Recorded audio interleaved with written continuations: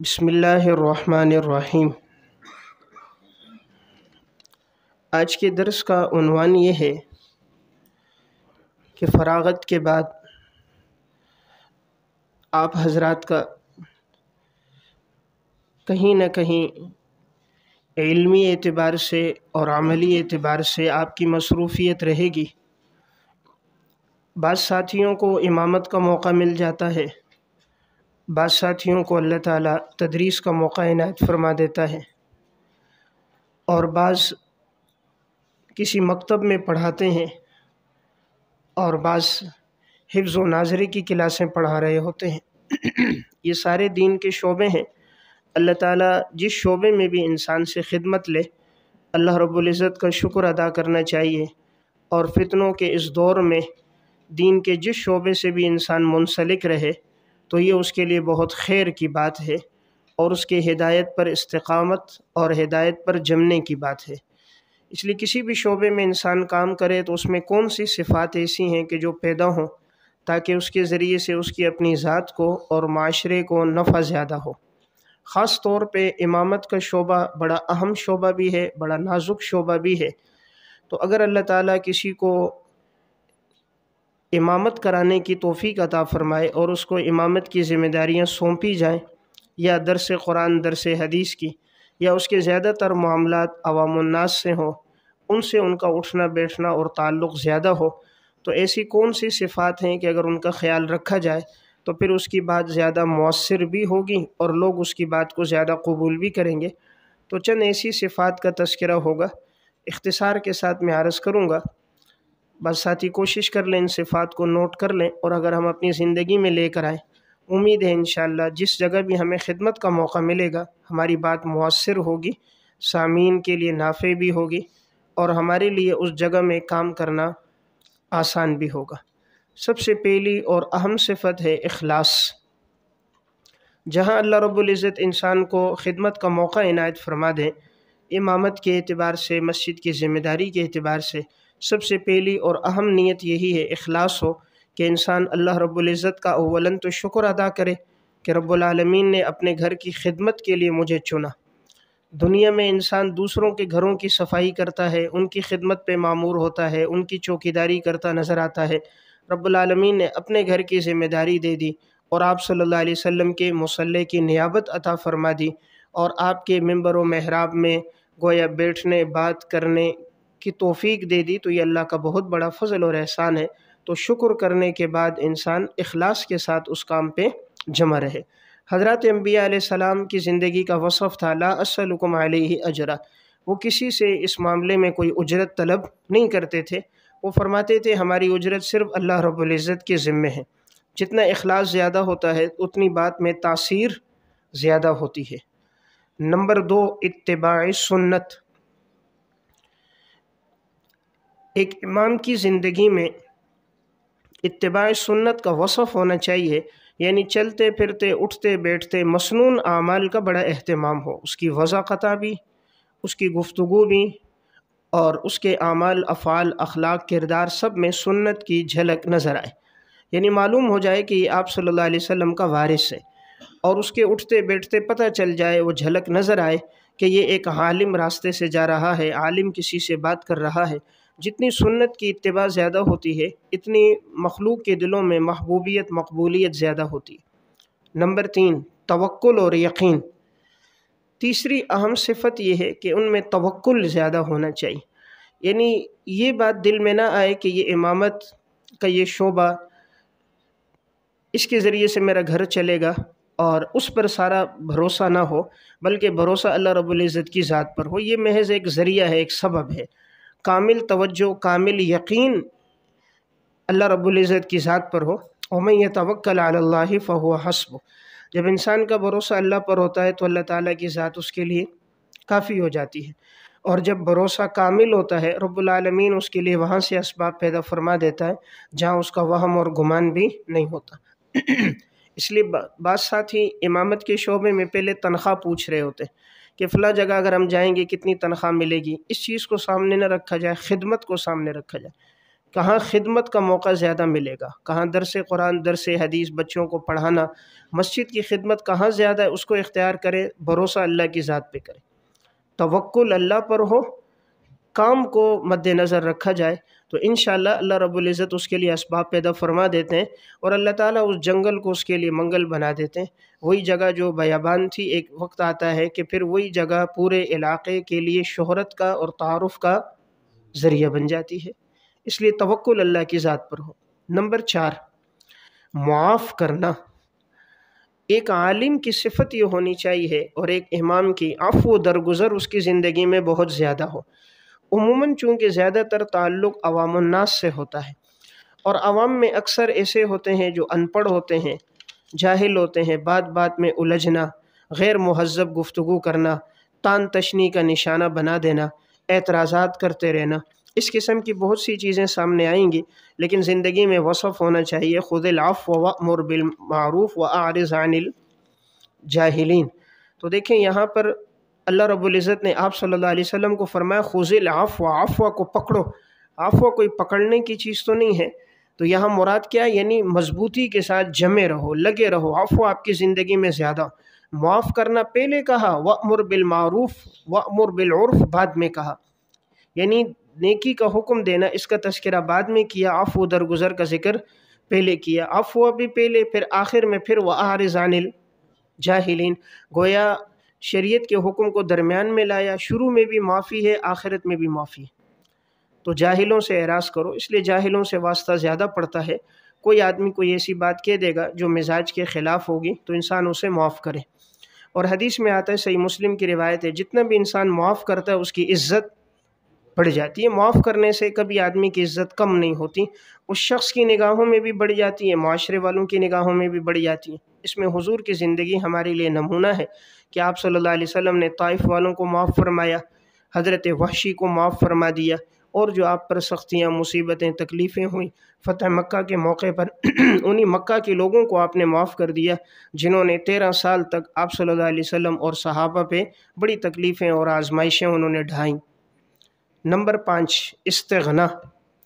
یہ بڑا اہم وصف ہے، ایک امام کی زندگی میں استغنا ہونا چاہیے۔ استغنا کا مطلب یہ ہے اللہ نے جو دیا ہے بس اسی پر اس کا توکل اور قناعت ہو، لوگوں کے پاس جانا یا مالداروں سے روابط رکھنا یا ان سے پیسوں کا یا کسی عہدے کا یا دنیاوی کسی چیز اور منصب کا مطالبہ کرنا، اس سے انسان گریز کرے۔ تو استغنا بڑا اہم وصف ہے۔ حضرات صحابہ اور سلف کی زندگی میں یہ وصف آپ کو نظر آئے گا، ہمیشہ استغنا رہا۔ امام ابو حنیفہ رحمۃ اللہ علیہ، قضات کا عہدہ دیا جا رہا ہے لیکن آپ نے عہدہ طلب نہیں کیا، جیل میں چلے گئے، جنازہ جیل سے اٹھ گیا، قضات کا عہدہ آپ نے نہیں لیا، استغنا رہے۔ امام مالک رحمۃ اللہ علیہ، ہارون الرشید کی خواہش تھی کہ میرے بیٹوں کو آپ موطا پڑھائیں، امین مامون کو الگ سے، فرمایا نہیں، جو میرے درس کا حلقہ ہوگا اسی میں بھیجو گے تو پڑھاؤں گا، نہیں تو میں ان کے لیے الگ درس کا حلقہ نہیں لگا سکتا۔ اور فرمایا جب عوام کو روک دیا جائے تو خواص کو بھی فائدہ نہیں پہنچتا۔ امام مالک نے الگ درس کا حلقہ نہیں لگایا۔ امام بخاری رحمۃ اللہ علیہ کا واقعہ معروف ہے، جو تاریخ بغداد میں بھی، سیر و اعلام النبلاء میں بھی۔ امام بخاری رحمہ اللہ سے یحییٰ بن خالد کہہ رہا ہے جو گورنر ہے بخارا کا، کہ آپ میرے بیٹوں کو گھر میں آ کر صحیح بخاری التاریخ الکبیر پڑھائیں۔ امام بخاری نے فرمایا نہیں، جہاں میں پڑھاتا ہوں وہیں ان کو بھیجو۔ انہوں نے کہا پھر ان کے لیے الگ حلقہ درس لگے گا، فرمایا الگ نہیں لگاؤں گا، جہاں اوروں کو پڑھاتا ہوں ساتھ ان کو بھی پڑھاؤں گا۔ اس نے کہا میں آپ کا درس بند کر دوں گا، بخارا سے نکال دوں گا۔ فرمایا نکال دو، میں اللہ کے ہاں جا کر یہ کہہ سکوں گا کہ انہوں نے میرے درس کو بند کیا۔ تو اس سے کیا بات معلوم ہوئی؟ امام بخاری رحمۃ اللہ علیہ نے استغنا کیا اور انہوں نے شہر سے باہر نکلوا دیا۔ امام بخاری دوبارہ بصرہ اور بخارا نہیں لوٹ کر آئے، لیکن اپنے استغنا پر وہ قائم رہے۔ تو آپ جتنے بھی سلف کی زندگی پڑھو گے، ان کی زندگی میں استغنا بہت زیادہ تھا۔ سوانح قاسمی میں واقع ہے، علامہ قاسم نانوتوی رحمۃ اللہ علیہ حضرت بال کٹا رہے ہیں، ایک نواب 300 روپے کا ہدیہ لے کر آ رہا ہے، کبھی ایک طرف سے آتا ہے حضرت قبول کرو، حضرت کو معلوم تھا یہ آج ہدیہ دے رہے اس کے پیچھے کوئی اغراض ہوں گی، حضرت نے نہیں لیا، دوسری طرف چہرہ پھیر دیا، اس طرف سے لائے، پھر حضرت نے اس طرف کر دیے کہ مجھے ضرورت نہیں ہے، کہا حضرت اس کو آپ اپنی مرضی سے کہیں مستحقین میں استعمال کر دو۔ حضرت نے فرمایا مجھے کیوں وکیل بنا رہے، خود کر دو۔ تو حضرت نے نہیں لیا، جاتے وقت حضرت کے جوتوں میں ڈال دیے پیسے۔ حضرت نانوتوی رحمہ اللہ جوتے پہننے لگے تو اندر پیسے تھے، تو جوتوں کو جھاڑا، فرمایا دنیا کو ٹھوکر مارو، اللہ دنیا کو تمہارے قدموں میں لائے گا۔ تو دنیا دولت والوں کے پاس بھی آتی ہے لیکن وہ اس کے پیچھے بھاگ رہے ہوتے ہیں، دنیا آگے آگے ہوتی ہے، وہ پیچھے پیچھے ہوتے ہیں۔ اور اللہ اپنے نیک بندے صلحاء کو بھی دنیا دیتا ہے، وہ خود آگے ہوتے ہیں، دنیا ان کے پیچھے ہوتی ہے۔ اس لیے استغنا کا وصف جتنا ہوگا اس سے انسان کی عزت بڑھ جائے گی۔ ایک حدیث میں ہے، ایک صحابی حضور کے پاس آئے، کہا یا رسول اللہ ایسا وصف بتائیے اللہ بھی مجھ سے محبت کرے، لوگ بھی مجھ سے محبت کریں، کوئی آسان سا طریقہ بتائیں۔ آپ صلی اللہ علیہ وسلم نے فرمایا ازہد فی الدنیا یحبک اللہ وازہد فیما عندک الناس یحبک الناس، دنیا سے بے رغبتی کرو، اللہ تم سے محبت کرے گا۔ دنیا والوں کے ہاتھ میں جو کچھ ہے، دولت پیسہ، اس سے بے رغبتی کرو تو وہ بھی تم سے محبت کریں گے۔ اس لیے بڑی اہم بات ہے، اللہ رب العزت سے بھی انسان دنیا نہیں دین مانگے، دنیا اللہ خود بخود عطا فرما دیتا ہے۔ اور مالداروں سے آدمی جب بھی دنیا پیسہ مانگتا ہے ان کی نظر میں گر جاتا ہے۔ جس سے ایک دن آپ نے مانگے، دوسرے دن مانگنے جاؤ گے اس کی نظر میں گر جاؤ گے، آپ کی عزت حیثیت نہیں رہے گی۔ پھر یہ دنیا دار لوگ، ایک آدمی دیتا ہے 10 کو بتا دیتا ہے، میں نے فلاں امام صاحب کو اتنے پیسے دیے، میں نے اتنا ہدیہ دیا، میں نے اتنا قرضہ دیا، تو وہ سب کے اندر بات پھیل جاتی ہے تو انسان ان کی نگاہوں میں گر جاتا ہے۔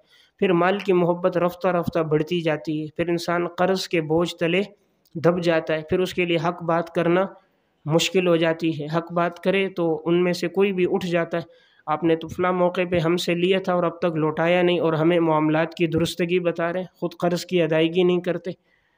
تو پھر انسان کے لیے حق بات کے راستہ جو ہے بیان کرنے کے مسدود ہو جاتے ہیں۔ تو بہرحال استغنا کا وصف ایک عالم کی اور ایک امام کی زندگی میں ہونا چاہیے۔ نمبر 6 قناعت۔ قناعت کسے کہتے ہیں؟ اللہ نے جو دیا ہے بس اسی پر اکتفا کرنا، اسی پر صبر کر دینا، اسی تقدیر کے فیصلے پہ راضی ہو جانا، اسی دیے ہوئے پر اپنی زندگی گزار دینا، یہ قناعت ہے۔ صحیح مسلم کی روایت ہے، رسول اللہ صلی اللہ علیہ وسلم نے ارشاد فرمایا قد افلح من اسلم ورزق کفافا وقنعه اللہ بما آتاہ، کامیاب ہو گیا وہ شخص جو مسلمان ہے، اور نمبر 2 جسے اتنا رزق دیا گیا جو اس کے لیے کافی ہو جائے، نمبر 3 جو اللہ نے دیا اس پر اس کو اللہ قناعت دے دے، اللہ نے جو دیا اللہ اس پر اس کو۔ تو دیکھیں آپ نے کامیاب آدمی کے کتنے اوصاف بیان کیے؟ 3۔ نمبر 1 مسلمان ہو، معلوم ہوا کافر کامیاب نہیں، قد افلح من اسلم۔ نمبر 2 رزق کفافا، کامیاب وہ ہے جس کے پاس اتنا رزق ہو جو اس کے لیے کافی ہو جائے۔ ہم تو 7 نسلیں دور کے لیے سوچ رہے ہوتے ہیں، حضور نے فرمایا اتنا کافی ہو جائے کہ وہ محتاج نہ ہو۔ تیسرا جو اللہ نے دیا اس پر اللہ اس کو قناعت دے دے، وقنعہ اللہ بما آتاہ، تو قناعت بڑا وصف ہے۔ جتنے آج ہمیں پریشان نظر آتے ہیں قناعت نہ ہونے کی وجہ سے نظر آتے ہیں، اور جو قناعت کی زندگی میں ہوتا ہے ایک تو اس پہ قرضہ نہیں ہوتا، قناعت والا قرضے تلے نہیں دبتا، وہ اپنی خواہشات اتنی رکھتا ہے جتنی اس کی آمدنی ہے، اور جب انسان قناعت پر آ جاتا ہے اس کی خواہشات کم ہو جاتی ہیں۔ تو لوگوں سے ادھار لینے سے بہتر ہے اپنے نفس کے ساتھ ادھار کر لے، نفس کے ساتھ ادھار کر لیے، بھائی جب پیسے آ جائیں گے تجھے اچھا پہنا لوں گا، جب آ جائیں گے اچھا کھلا لوں گا۔ لوگوں سے ادھار نہ کرے، کس سے؟ اپنے نفس کے ساتھ آدمی ادھار کر لے، وہ آدمی پرسکون زندگی گزار رہا ہوتا ہے۔ تو قناعت بڑا اہم وصف ہے، جو اللہ نے دیا اسی پر ہو۔ آج کل یہ وصف اہل علم میں بھی کم ہو رہا ہے، 5-6 جگہ، ایک جگہ ٹیوشن پڑھایا، دوسری جگہ پڑھایا، ایک جگہ 1 گھنٹہ، ایک جگہ دوسرا گھنٹہ، ادھر 6 7 جگہوں میں صرف آمدنی کو بڑھانے کے لیے، خواہشات کو پورا کرنے کے لیے۔ اس وجہ سے وہ عمل کی بھی کمی آ گئی، تقوی کی بھی کمی آ گئی، دنیا کے ساتھ محبت زیادہ بڑھ گئی، اعمال کی طرف رغبت کم ہو گئی۔ قناعت ہو، جو اللہ نے ایک شعبے میں دے دیا اسی پر اکتفا ہو، اللہ پھر اسی میں برکت ڈال دیتا ہے۔ تو آدمی جب کثرت کے پیچھے پڑتا ہے تو برکت ختم ہو جاتی۔ نمبر 7 تحمل مزاجی۔ ایک امام کی زندگی کا وصف ہونا چاہیے، اس کی زندگی میں تحمل مزاجی، برداشت بہت ہو۔ تحمل مزاجی کا مطلب کوئی بات اگر اس کے مزاج کے خلاف کہی جائے، یا وہ ایسی بات جس سے بظاہر انسان کو بڑا غصہ اور طیش آئے، تو وہ اس بات کو سنے اور برداشت کر لے۔ حضرات صحابہ اور سلف کی زندگی میں یہ عمل بھی ہے، تحمل مزاجی، برداشت بہت تھی۔ مشہور واقعہ ہے حضرت شاہ اسماعیل شہید رحمۃ اللہ علیہ کا۔ حضرت کو ایک شخص بھرے مجمع میں کہہ رہا ہے کہ آپ حرامی ہو، حرام زادے ہو۔ تو آپ نے کہا تمہیں غلط فہمی ہے، میرے والدین کے نکاح کے گواہ تو ابھی بھی موجود ہیں، اور بڑی محبت سے اس کو جواب دے دیا، گواہوں کا بتا دیا۔ تو یہ تحمل مزاجی ہے، تو یہ خصلت اللہ تعالیٰ کو بہت پسند ہے۔ تو اس لیے کوئی بات اگر ایسی سامنے آ بھی جائے، کوئی مقتدی سامعین میں سے کوئی بات کہہ دے، تو انسان اس کو برداشت کر دے اور محبت سے اسے جواب دے دے۔ آپ صلی اللہ علیہ وسلم کی زندگی میں وصف بھی دیکھیں، مسجد نبوی میں ایک دیہاتی آ کر پیشاب کر رہا ہے، حضور موجود ہیں، صحابہ کا مجمع ہے، جس مسجد میں 50,000 نمازوں کے برابر ثواب ہے، صحابہ تلواریں نکال دیتے ہیں، آپ فرماتے ہیں چھوڑ دو اسے، اور آپ فرماتے ہیں ایک ڈھول پانی لاؤ اور یہاں بہا دو، اور فرمایا بشروا ولا تنفروا یسروا ولا تعسروا، بشارتیں دو، نفرتیں نہ پھیلاؤ، آسانیاں پیدا کرو، سختی اور تنگیوں کو لے کر تنگیوں کو مت پھیلاؤ۔ پھر آپ نے فرمایا اللہ نے تمہیں بھیجا ہے آسانیاں پیدا کرنے کے لیے، نہ کہ تنگیاں پھیلانے کے لیے۔ نمبر 8، ہر ایک کے ساتھ خیر خواہی کرنا۔ ایک امام اور عالم کا وصف ہو ہر ایک کے ساتھ خیر خواہی، یعنی وہ یہ نہ دیکھے کہ یہ مالدار ہے، عہدے والا ہے، یا میری زبان والا ہے، یا میری جماعت والا ہے، یا میرے نظریے والا ہے، یا میرا خاص پڑوسی ہے، یا میرا دستے بازو بننے والا ہے، یا میرے ساتھ تعاون کرنے والا ہے، بس کہ اس کی نظر یہ ہونی چاہیے ہر ایک کے ساتھ خیر خواہی، الدین النصیحہ، ہر ایک کے ساتھ خیر خواہی ہونی چاہیے، یعنی سب کو انسان ایک نظر سے دیکھے۔ عموماً عزت کب کم ہوتی ہے؟ جب ہمارا معیار الگ الگ ہو جاتا ہے۔ مالداروں کو دینے کے لیے ہمارے پاس وقت زیادہ ہوتا ہے، گھنٹوں دے دیتے ہیں، کوئی غریب مسئلہ پوچھنے کے لیے آتا ہے، ہم اس کو وقت نہیں دیتے، مالداروں کی تعظیم میں کھڑے بھی ہو رہے ہیں، جوتے بھی اٹھا رہے ہیں، غریب آ رہا ہے التفات بھی نہیں کر رہے، مالدار بے وقت بھی آئے تو وقت دے دیا، غریب وقت پر بھی آئے تو حضرت مصروف ہیں، مالدار کے لیے چرغے بھی منگوائے جا رہے ہیں، بریانیاں بھی ہیں، غریب آئے تو چائے کیا اس کو پوچھنا بھی نہیں، مالدار گھنٹوں بات کریں تو کوئی حرج نہیں، غریب مسئلہ بھی پوچھے، حضرت کے مطالعے کا ٹائم ہے۔ تو ہر ایک کے ساتھ جب خیر خواہی کا جذبہ ہوگا، سب کو انسان وقت دے گا، سب کو یکساں نظر سے دیکھے گا، اللہ تعالیٰ اس کے وقت میں برکت بھی ڈالے گا، اور اللہ اس کو محبوبیت بھی عطا فرمائے گا۔ وہ سب کا امام ہے، وہ صرف مالداروں کا امام نہیں، وہ صرف اپنی قوم یا اپنی زبان والوں کا امام نہیں ہے، وہ سب کا امام ہے۔ تو سب کے ساتھ اس کا تعلق یکساں ہونا چاہیے، ہر ایک کے ساتھ اس کی خیر خواہی ہو، جو دین کی بات پوچھے اس کو بتائے، جواب دے، کوئی بے وقت بھی آ جائے تب بھی اس کو جواب دے دے، آئندہ کے لیے بتا دے کہ یہ میرے مطالعے کا، یہ مصروفیت کا وقت ہے، بہتر ہے آپ فلاں وقت میں آ جائے کریں تو آسانی ہوگی۔ آپ نے محبت سے سمجھا دیا، آئندہ وہ وقت پہ آئے گا، آپ کو تکلیف بھی نہیں دے گا، لیکن اگر آپ نے اس کو بلا وجہ واپس کر دیا تو وہ چند اور کو بھی بتائے گا، اس طرح علاقے کے اندر مسجد کی فضا میں بد نظمی ہوگی، لوگوں کے دلوں میں نفرت اور کدورت پیدا ہونا شروع ہو جائے گی۔ نمبر 9، حسن اخلاق۔ بڑا اہم اور وزنی عمل جو ہے وہ اچھے اخلاق ہے، اس لیے حدیث میں بھی آتا ہے کہ سب سے وزنی عمل جو ہے، ما من شیء اثقل فی میزان المؤمن یوم القیامۃ من خلق حسن، انسان کے نامہ اعمال میں ایک بڑا وزنی عمل وہ اس کے اچھے اخلاق ہیں۔ اور آپ صلی اللہ علیہ وسلم نے بھی فرمایا انا زعیم ببیت فی اعلی الجنہ لمن حسن خلقہ، کہ میں اس کے لیے جنت کے اعلیٰ حصے میں محل کا ضمانت دیتا ہوں جس کے اخلاق اچھے ہوں گے۔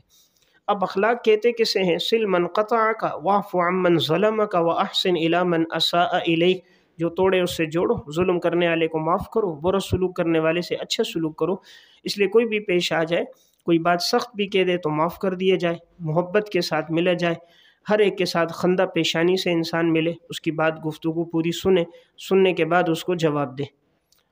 نمبر 10، تکبر اور عجب سے بچنا۔ تکبر اور عجب سے بچنا یہ بھی بہت ضروری ہے۔ عموماً نئے جو فضلاء کرام ہوتے ہیں، علماء ہوتے ہیں، ائمہ ہوتے ہیں، ان میں دیکھنے میں آیا ہے تعجب، تکبر زیادہ ہوتا ہے۔ جب انسان نئے فارغ ہوتا ہے، دل میں عموماً یہ خیال ہوتا ہے کہ سب سے بڑا اگر عالم ہے تو میں ہی ہوں، مجھ سے زیادہ جاننے والا کوئی نہیں، مطالعے والا کوئی نہیں۔ اب وہ تنقید بھی شروع کرتا ہے، تبصرے بھی شروع کرتا ہے، کبھی اکابر پہ کر رہا ہے، کبھی بزرگوں پہ، کبھی دوستوں پہ، کبھی ساتھیوں پر۔ اس سے بچنا چاہیے۔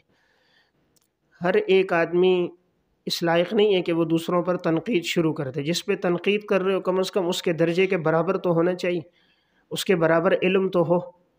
उनकी सारी ज़िंदगी इल्म तक़वा खशियत में गुजर गई, 70-80 साल उम्र हो गई, और ये भी 25-26 साल का भी फ़ारिग हुआ, और ये कभी मुफ्ती आज़म पाकिस्तान साहब, कभी शेखुल इस्लाम साहब, कभी अपने दौर के एक मुहक्किक आलिम, उन पर इंसान तज्ज़िये कर रहा है, आरा दे रहा है, तनक़ीद शुरू कर रहा है, तो ये बहरहाल ज़ेब नहीं देती, इससे इज़्ज़त ख़त्म हो जाती है।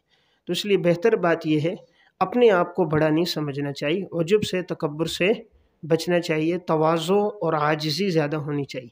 जितना इल्म बढ़े, दो सिफ़तें बढ़नी चाहिए, नंबर 1 आजिज़ी और नंबर 2 खशियत।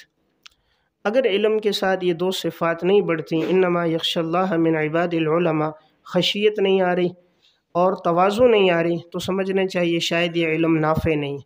वरना इल्म नाफ़े जितना बढ़ेगा इंसान में बंदगी बढ़ेगी, जितना बढ़ेगा अल्लाह से ताल्लुक़, आमाल में तवज्जो, इबादत में इजाफ़ा बढ़ेगा।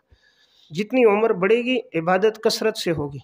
उम्र बढ़ रही है, इबादत ज़्यादा नहीं हो रही, उम्र बढ़ रही है, तवाज़ो नहीं आ रही, तो समझना चाहिए उसका इल्म उसको फ़ायदा नहीं दे रहा। तो बहरहाल ये उम्मुल अमराज़ है। तकब्बुर क्या है? उम्मुल तमाम अमराज़ की जड़ और बुनियाद यही है। और अहले इल्म में उमूमन ये वसफ़ ज़्यादा होता है, अहले इल्म में और औरतों में। ये बेवकूफ़ लोगों का वसफ़ है। औरत बेवकूफ़ है ना, कम अक़ल है, इसलिए उसमें ज़्यादा है। और इस तरह जो नादान नासमझ होते हैं, अभी अभी बने हैं, उनमें ज़्यादा होता है। जब अक़ल कामिल हो जाती है, तकब्बुर ख़त्म हो जाता है, तवाज़ो आ जाती है। अंबिया अलैहिस्सलातु वस्सलाम के पास सबसे ज़्यादा इल्म था, सबसे ज़्यादा तवाज़ो अंबिया अलैहिस्सलाम की ज़वात क़ुद्सिया में थी। और तकब्बुर तो है ही वो गुनाह कि हदीस में आता है, रसूलुल्लाह सल्लल्लाहु अलैहि वसल्लम ने इरशाद फरमाया कि जिसके दिल में राई के दाने के बराबर भी तकब्बुर है, वो जन्नत में दाखिल नहीं होगा। तो इसलिए बड़ी सख्त अल्फाज में वईद आई है, तो इससे बचना चाहिए, आजिज़ी और तवाज़ु हो। नंबर 11, गीबत से अपने आप को बचाएं। इमाम की ज़िंदगी में एक वसफ़ ये हो, जहाँ जिस मजलिस में बैठा है वो दीन की बात करे, अल्लाह रसूल की बात हो, दूसरों की बात न छेड़े, गीबत से बचे। उमूमन आज की मजालिस में गीबत ज़्यादा है, और फिर आवाम देख रहे होते हैं जब इमाम साहब दूसरों का तस्करा कर रहा है, गीबत कर रहा है, फिर वो हमें मिंबर पे बैठ कर क्यों मना कर रहा है। जब उनकी मजलिसों में ऐसी बातें होती हैं तो मालूम होता है कहीं ये दुरुस्त होगा, तभी वो बात कर रहे हैं। इसलिए फिर वो जब आदमी नकीर करता है उसमें तासीर बाकी नहीं रहती। इसलिए बेहतर है जिस मजलिस में बैठें दूसरों का तस्करा ही ना करें, जिस मजलिस में बैठें दूसरों का तस्करा ही ना करें। गीबत शुरू होती है तारीफ़ से, पहले होती है तारीफ़, फलां बड़ा आलिम है, माशाल्लाह बहुत काम कर रहा है, लेकिन ये भी खामी है, ये भी कोताही है, ये भी है, ये भी है। तो मौलवी का शैतान भी मौलवी होता है, तो उसको पहले तरीका बताता है, वो बात शुरू कर लेता है, फिर वो उसको खामियां गिनवाना शुरू करता है, फिर वो सारी मजलिस आखिर तक खामियों में चलती है। इसलिए बेहतर है किसी और का तस्करा ही मजलिस में ना हो, मजलिस में सिर्फ अल्लाह रसूल की बात हो, हिदायत की कोई बात हो। नंबर 12, किसी पर बदगुमानी न करें। किसी पर बदगुमानी न करें, यानी किसी के बारे में ये राय एकदम नहीं कायम कर लेनी चाहिए। किसी के पास अचानक माल आ गया कि भाई ये माल कैसे आया, कि माज़अल्लाह इसने हराम खाया होगा, रिश्वत ली होगी, सूद खाया होगा, फ़लाँ फ़लाँ औरत के साथ मैंने गुज़रते देखा, ये क्यों गया, कहीं गलत इरादे से गया, हो सकता है उसकी बहन हो, बेटी हो, माँ हो, कोई महरम खाला हो। तो किसी के बारे में फ़ौरन कोई राय कायम नहीं करनी चाहिए, बदगुमानी नहीं करनी चाहिए। या इसी तरह अहले इल्म में अल्लाह ने किसी को वुसअत दे दी, उसने अपनी गाड़ी ले ली, अल्लाह ने वुसअत दे दी, उसने अपने लिए अच्छा लिबास बना दिया, अपने साथ साथी कुछ रख दिए मुहाफ़िज़, तो फ़ौरन बदगुमानी शुरू हो जाती, भाई गाड़ी कहाँ से आ गई, इनके पास ऐसा लिबास कैसे आ गया, लगता है माज़अल्लाह इन्होंने कोई ख़यानत की होगी, कहीं से लिया होगा। तो इससे आदमी अपने आप को बचाए। अगर उनके पास है, अल्लाह ने उन्हें ये नेमत दे दी, दुनियादारों के पास आती, हम सवाल नहीं करते। कोई आलिम अगर ले ले तो सबकी आंखें खुल जाती। दौलत वाला, अय्याशी वाला 20 लाख की गाड़ी ख़रीदे, कोई हरज नहीं। कोई आलिम अगर 6-7 लाख की भी ले ले तो भाई गाड़ी कहाँ से आ गई। अल्लाह ताला जब उसको दे सकता है, दीनदार को नहीं दे सकता, जो दीन की हिफाजत में हो। एहफ़ज़िल्लाह यहफ़ज़का एहफ़ज़िल्लाह तजिदहु तुजाहका। फिर अल्लाह उसके साथ ताउन वाले बहुत सारे लोग होते हैं। मसलन 20 साल से पढ़ा रहे, हर साल उससे 300 साढ़े 300 तलबा पढ़ रहे, तो 20 साल अगर वो पढ़ा रहा है तो उसके 15-20 हज़ार शागिर्द हो गए। फिर जो अगर उसके बयानात से चल रहे हैं, हज़ारों उसको सुन रहे। फिर जिस मस्जिद में इमाम है, मोहल्ले के अंदर 4-5 हज़ार वो हैं। फिर अगर 10-20 साल से इमाम है, 2 नस्लों को वो इमामत करवा रहा है। پھر جتنے لوگوں کے کام ہیں وہ آتے ہیں دعا کے لیے. اب کوئی آتا ہے جی حضرت دعا کرو، اس نے ہدیہ دے دیا. کسی کا گھر بنا وہ لے کر گیا، اس نے ہدیہ دے دیا. اور کوئی شاگرد آ گیا، استاد جی آپ کے لیے ہدیہ ہے. کوئی متعلقین میں سے آ گیا، تو ان کے لیے تو اللہ نے بہت سارے ذرائع بنائے ہوئے ہیں. اس لیے کسی سے بدگمانی عموماً دیکھنے میں آیا، ایک عالم دوسرے عالم سے جلدی بدگمانی لے لیتا ہے.